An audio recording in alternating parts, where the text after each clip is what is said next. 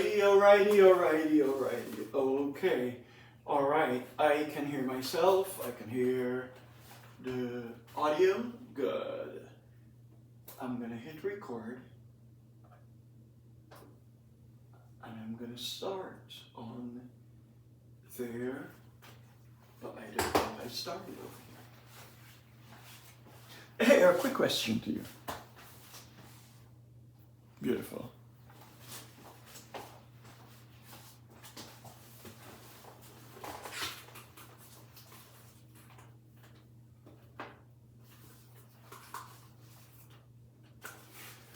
Hey everyone, this is Nigel. Welcome to another edition of Prepare and Paid podcast. And in this issue or in this episode, I wanted us to discuss something that I find very interesting, especially towards the end of the year. Every year around January, December, or January, February, a lot of people get into this mode of I have to start something new. I have to work on New Year, New Me, starting out fresh. And all of these ideas around, hey everyone, welcome to another edition of Prepared and Paid podcast. This is Nigel, your host, and in today's episode, I wanted us to go through starting out without announcing it. What would be your secret way of starting all over? Hey everyone, this is Nigel. Welcome to another edition of the Prepared and Paid podcast. And in this episode, I wanted us to discuss how to start all over without announcing it. I know it's very ironic that we're going to be talking about not announcing it whilst we're recording an episode, but I wanted to give you some perspective. You know, every year around January or December, we see all of these updated posts on social media, on Facebook, on Twitter, on TikTok, on Instagram, where everyone is New Year, New Me. I'm going to be cleaning my slate. I'm going to be going to the gym and setting lots and lots of goals, putting themselves under enormous pressure without any accountability. Now, let me be honest with you. Actions without direction is delusion. Actions without guidance or consistency, it's chaos. And thirdly, action without any focus is misdirection or mismanagement. I've lived through all three. I know what it is to get up and try on starting something and want to push out this new thing because. I also know what it is to get up, to take a notepad, and to journal my thoughts, and to work on achieving that. I also know what it is to work in work blocks. If I decided that, okay, I'm going to record 4 episodes today. I'm going to get up, I'm going to do my research, I'm going to work along with my VA, who helps me to do some of the research and to put some of my thoughts together clearly. I would send her the skeleton, she would update it, and then send me back some sort of a script. You're going to notice me looking down because I have a script. If it's not here, I can look at it on my iPad, I can look at it on the laptop, because I want it to be in great dialogue on this particular episode. It's a very touchy point to a lot of people, but it's a very personal point to me. Let me give you a backdrop. A few years ago, Shant and I decided that we're going to bring someone into our office and help us. We put out an ad and we started interviewing people for an admin position at my restoration company. Now this was 2021. We had just opened back from COVID. I had all of the field techs still. I had an operations manager. I have a sales manager. And I'm here wanting to work on building out now the office team. We were running behind with collection, which we call accounts receivable in my world. And I wanted someone who can be an admin assistant and at the same time have great customer service ability to do collections. And we started the interview and we went on a series of interviews. There was this lady who came in that, in my mind, checked all the boxes. And after she was interviewed by my project manager and my office manager, she said, I think we were going to pay her $18 an hour. She said she wanted $20 an hour. So I said, fine, she's going to be doing dual role, let's up it. And in my mind, everything was set. She lived in Puerto Rico, she lived in Honduras, she named a couple other places where she lived. And this is a black lady. And she said she wanted to be able to use all of these skills. When the team told me of the response, it's something exciting. So I said, let me schedule a first day onboarding with her and see how that work out. The Monday morning, we waited in the office. It was 9. She was supposed to be there. 9 went, 10 went, 11 went. She never showed up. Later on in the day, I just picked up the phone and decided to call. And when I called, she said, it's not the kind of job I was thinking I'm going to get. I really wanted something in which I could be hands-on. I could get lots of overtime hours. I wanted this. And I said, thanks for being honest. I'm so sorry, it's not what we were expecting. We wanted someone who could help us with our customer service, doing collections and accounts receivable, and at the same time we needed someone who has great customer service to do admin assistant. So I was looking for more of what you call a customer success person. It didn't work out. But had I gone and announced it as a big thing, we're going to be doing this, we're going to be doing that, or had I gone and tell the team, I'm going to get this position filled in the next 5 days or in the next 30 days, I would have been under a lot of pressure and I could have hired the wrong person. I also see that in other areas of my life where I do things where I personally plan it and I don't do a lot of the big announcing. Whether it's on Facebook, whether it's on Instagram, whether it's in the office, whether it's with my team, etc. If it's something that I just wanted my managers to know, we would have a team meeting. I would let them know, this is what we're working on as a goal for this quarter. And I'm going to ask each person to say how they can contribute to that project. And why I did this. When I first started, I was doing all of the sales initially. And then I hired this great guy and I brought him in as a sales manager. I gave him the task, we had a clear outline and clear expectation, etc. And he hit no target for the first 3 quarters. Yeah, 9 months, no target. When I look back in it, I blame myself. I read the book Extreme Ownership. At the end of the day, it's my responsibility to measure outcomes. But why I'm sharing that with you is because I realize that when I make big announcements and I put extra pressure on myself, it also forced me sometimes to cheat myself in trying to achieve the goal without trying to go through the process. So why not let's spend a few moments talking about how to achieve great goals quietly, but hitting all of the checkbox. I call it the stealth method. The stealth is one of the military aircraft that goes very high and at times it flies undetected by many. And I wanted to share that because when you realize that you can be doing a lot, that you are accountable to, you don't have to put it on a public notice board. You in your bathroom by yourself have your own goals board or your vision board or what you call your accountability system there that you're using. And I normally give myself short measuring period. For the next week, I wanted to do this. I'm not going to put myself on a 30-day challenge or a 30-day commitment when I can't manage a 7-day commitment. So if I can hold it together for 7 days, what are some of the things that I needed to work on? How do I do it without any outside noise? How do I do it without seeking permission from others?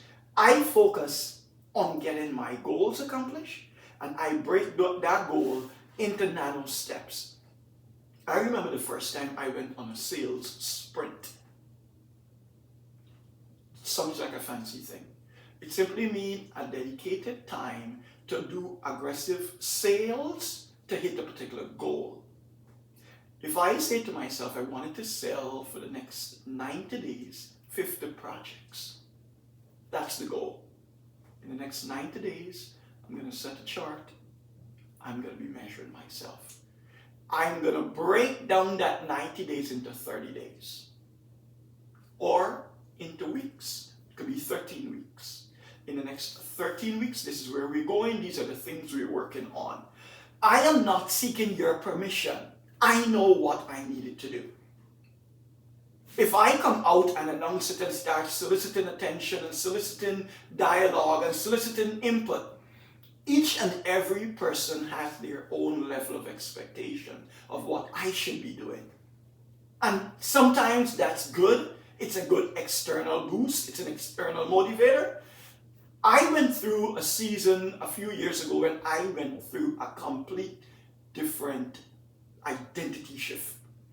I started out as an educator. After I left teaching formally, my first degree was in education, secondary in psychology. So I went and worked as a psychiatric counselor. I left that and launched my first education company. I was doing it part-time. I built a small business. We grew that. And then that was Youth Connects. We were doing a weekly radio program, and it was creating conflict with my education services. So we ended up traveling and closing that down because it grew out of sort. We didn't have all of the tools in place.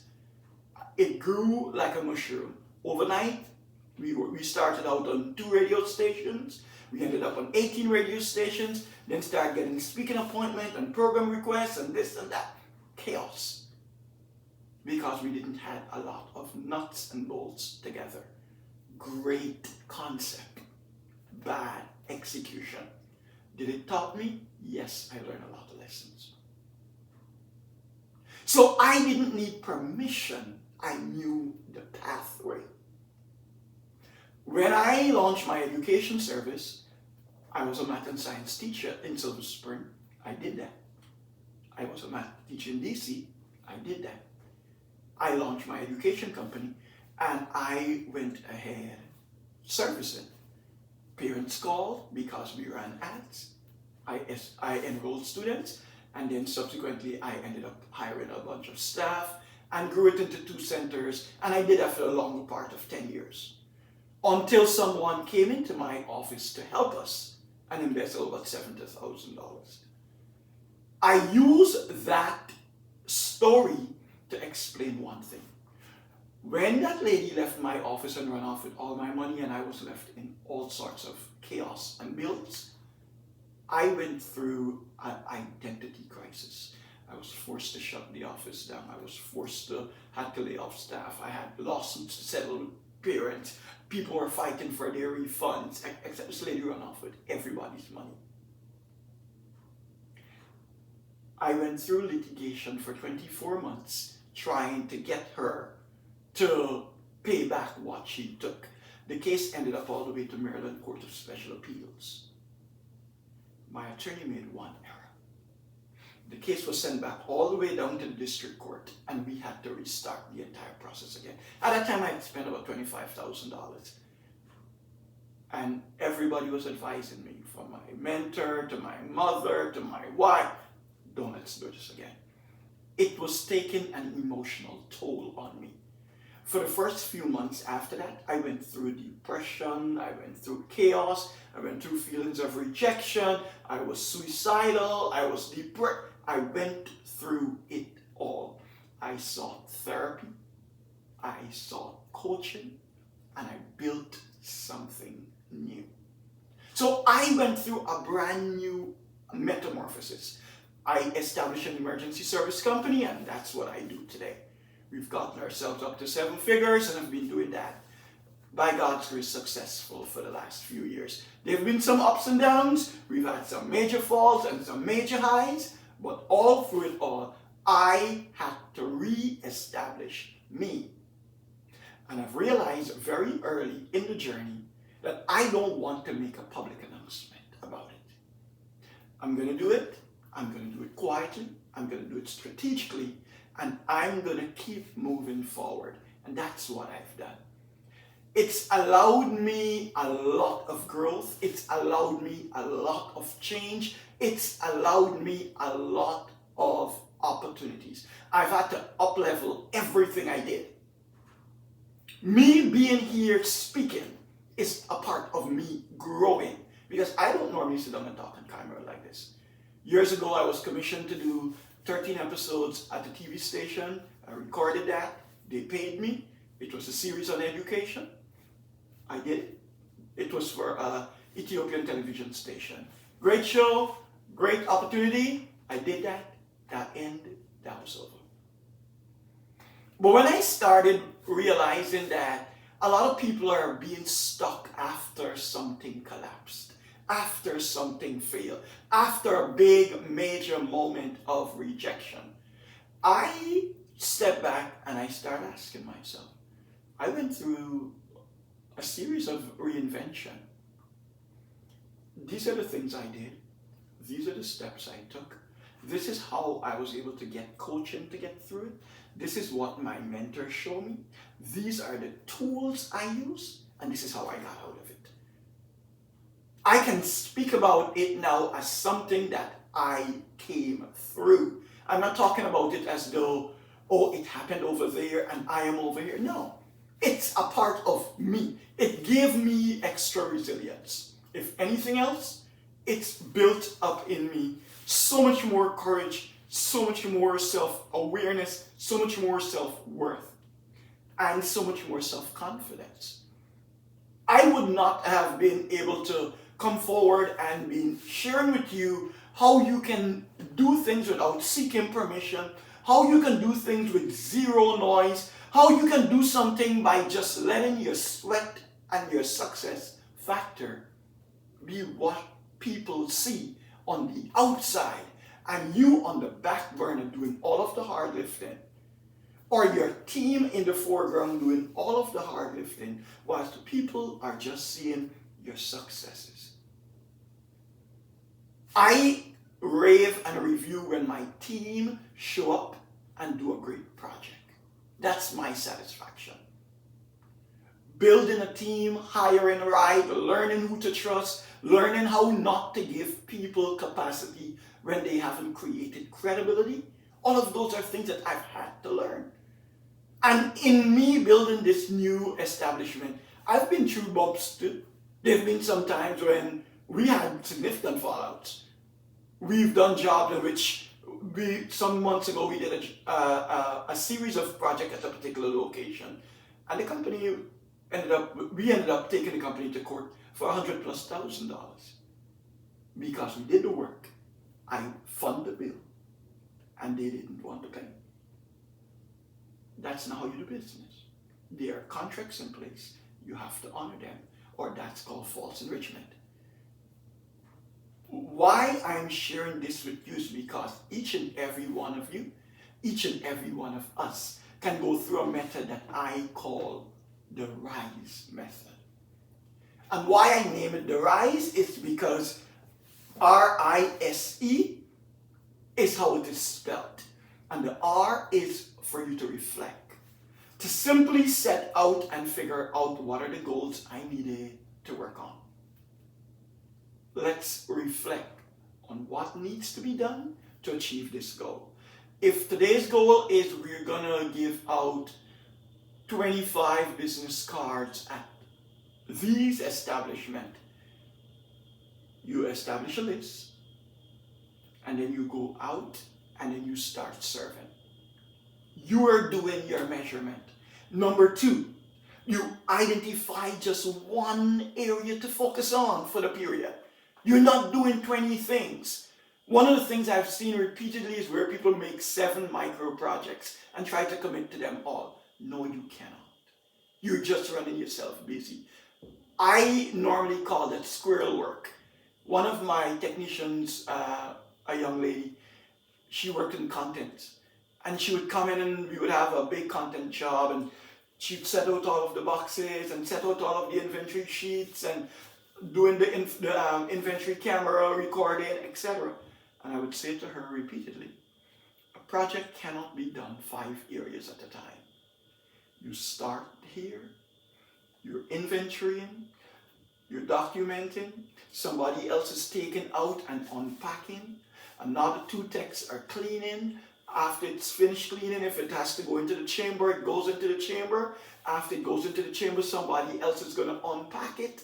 Somebody else is going to document it, and they're going to do final photograph. After that, then it goes into a new box. So it goes around a circle. At each point in that circle, somebody else is handling that part. Whether that's a big mold job or a big asbestos job, whether it's a water job, whether it's a remodeling job, whether it's a fire job, it doesn't matter the type of job. The process is what you're documenting. Everything that is broken down into a process can be mastered, can be measured, can be replicated, and can be scaled. Unless you have the ability to break it down so granular, you're not going to make headways. So number 1, you reflect on what it is you wanted to achieve. Number 2, you identify just one thing and focus on it. Number 3, you rigorously start with taking small, consistent steps. Keyword, consistent. We all know the adage of the hare and the tortoise. Everybody talk about, I wanted to make $1 million. I wanted to do that. I wanted to do that. I wanted to. Everybody got their I wanted to moment. It's a nice thing to do. It's a nice ambition. It's a nice drive. It actually fuels a lot of energy. And it actually encourages a lot of passion too. It's good. But I'm not wanting it only to be good. I wanted it to be effective.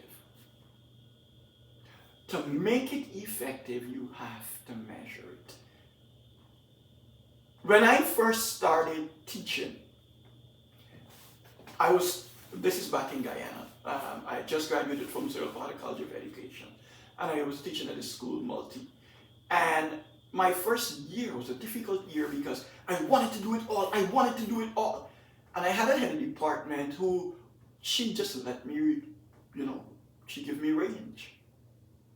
But range without proper guidance is chaos.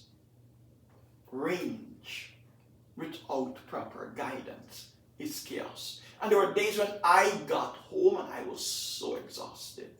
One of the other things that I tell people about me is that I'm very open and friendly, etc. when I'm with people. But after I leave that moment and I come to where is my sanctuary, I need about 30 minutes to an hour. I unwind and then I interact. It gives me a chance to de-stress and then interact with others. I worked for a few years as a psychiatric counselor at a hospital, and whilst there, I saw the importance of that de-stressing. When you come out of a facility or when you come out of an institution, when I also worked as a social worker at a nursing home, because I did years as a psychiatric counselor, and then I worked as a social worker at a nursing home. And I did that for 3 years. And during that period there, I would come home in the afternoon, and then I would go out and tutor kids. So I was building up the tutoring company at that time, aggressively building up because I wanted my freedom. When you get your freedom, you can do anything. And during that period there, I would say to my wife repeatedly, when I reach home, I need about 30 minutes. So I would come home, I would sit in the car for about 10 or 15 minutes. At that time, Jamal was a baby. Jamal was like 3, 4, 5. And I had Jaden at that time also. And as soon as I come home, they would look at the window, daddy, etc. But I know at that time I'm not ready to interact with everybody. I don't have an auto switch. I literally process myself, clear my head, or sometimes I sit down and I just journal. I then learned about mindfulness activity and box breathing and some of the other tools that you could use to quickly and strategically decompose and de-stress yourself. And those are techniques and tools that I have used, and they've been extremely efficient and they've been extremely productive to me taking on a bigger role. Because sometimes I might leave work and I might have to go and do a sale. I'm going to go to the house, I'm going to have to do the consult. It might consist of the introductory meeting, a testing and evaluation, a recap, and a close.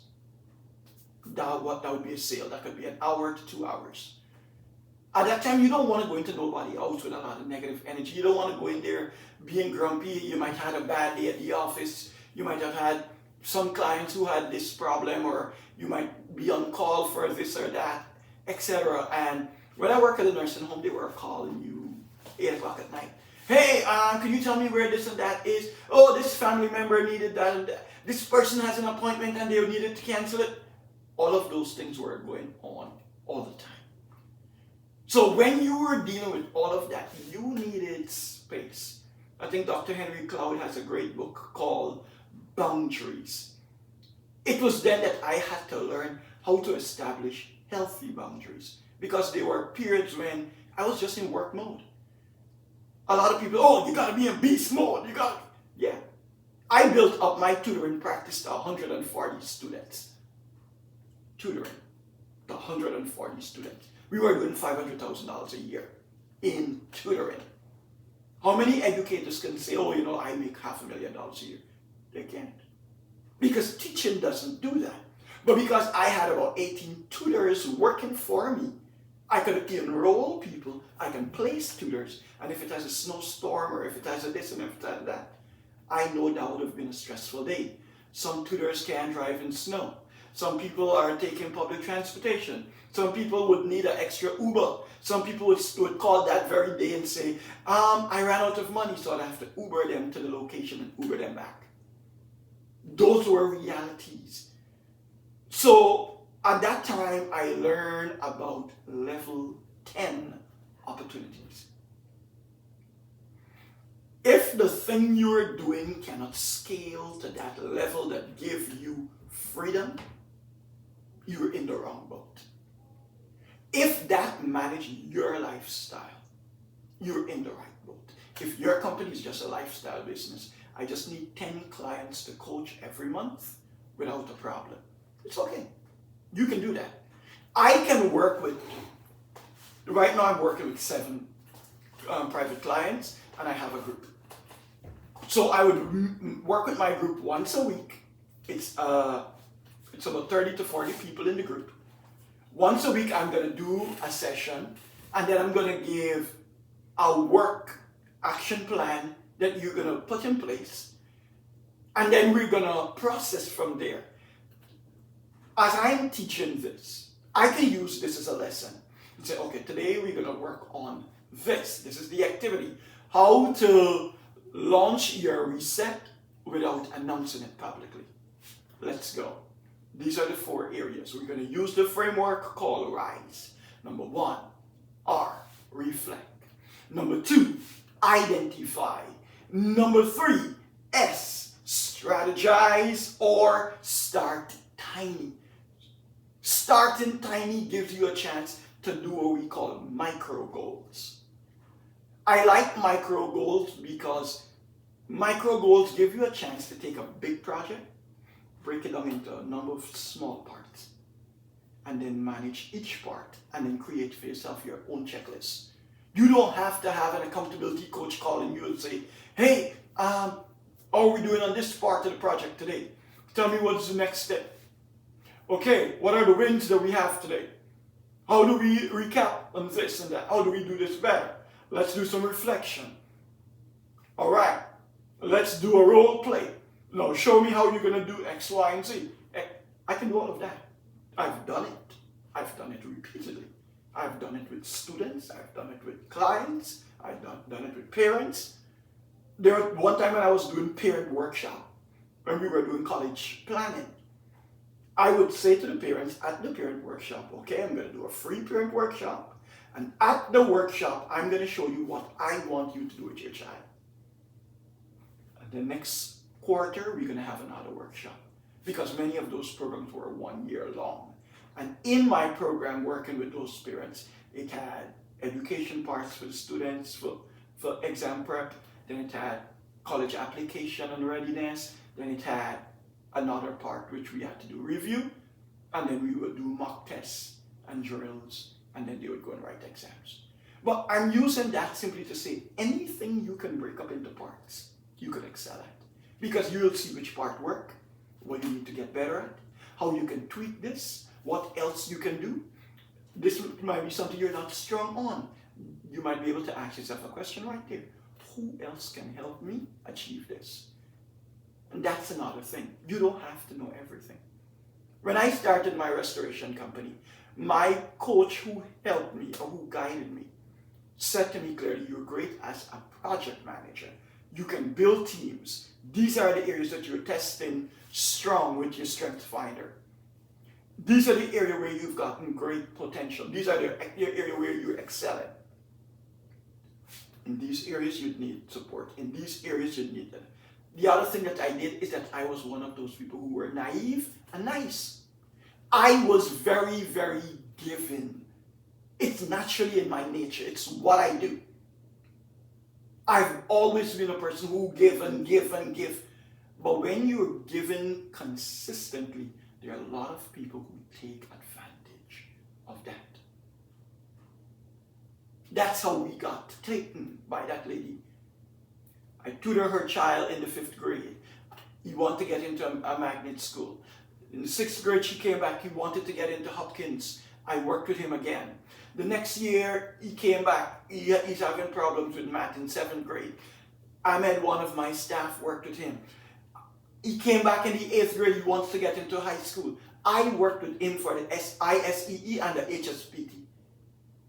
At this period, I thought the lady was a family friend. I thought she was an acquaintance. I thought so. I was naive and nice and authorized her to deposit parents' money into an account. She ran off with all the money. I'm using that simply to say this. When you're building your reset, you will encounter challenges. If you keep on working in big blocks, in large, I did a 6-month window before I decided to activate accountability.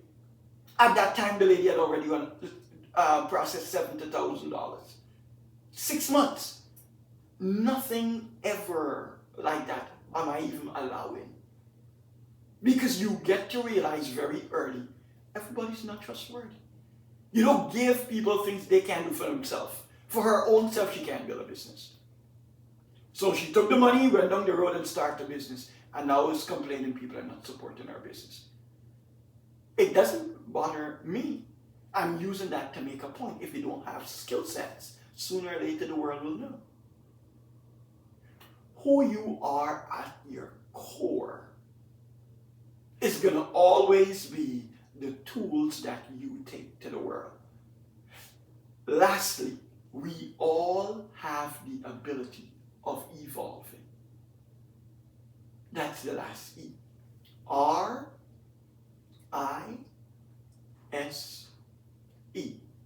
R, reflect. Reflect on what it is you wanted as the goal. Reflect on the process you wanted to achieve at the end of X period. Some people call it vision casting. Some people call it future casting. But reflect on what it is you wanted to see for yourself at that point.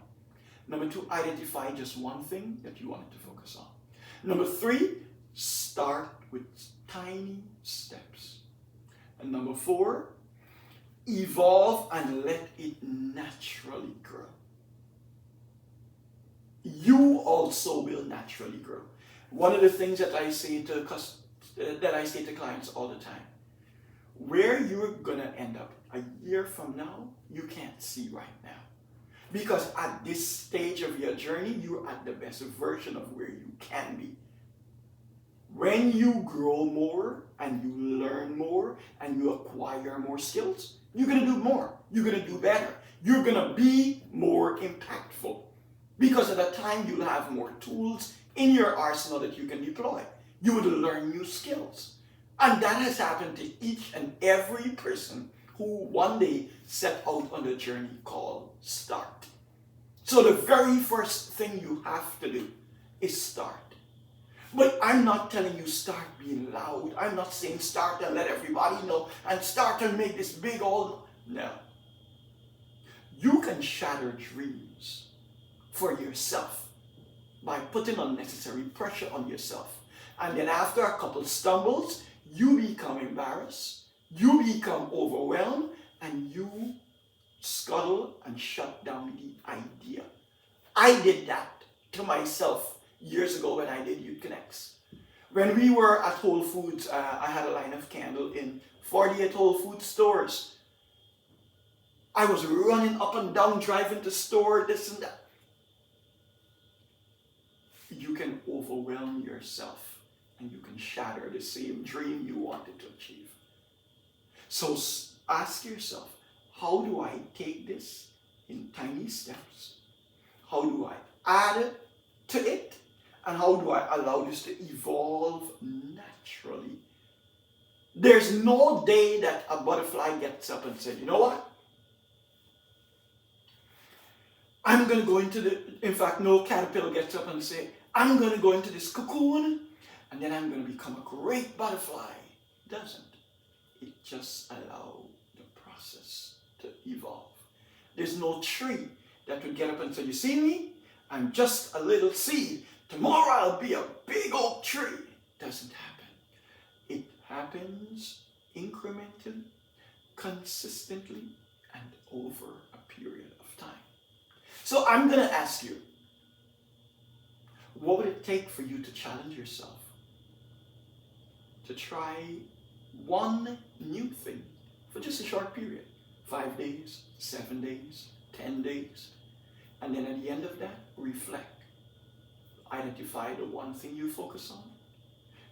Understand how you work by starting with a tiny step. And then allow it to evolve. If that's something you can do, I promise you, you can scale to heights beyond what you can even imagine. That's it for today. I'm your host, Nigel, and I wanted you to go out and always be prepared. Because the more you're prepared, the better you'll be paid. All right?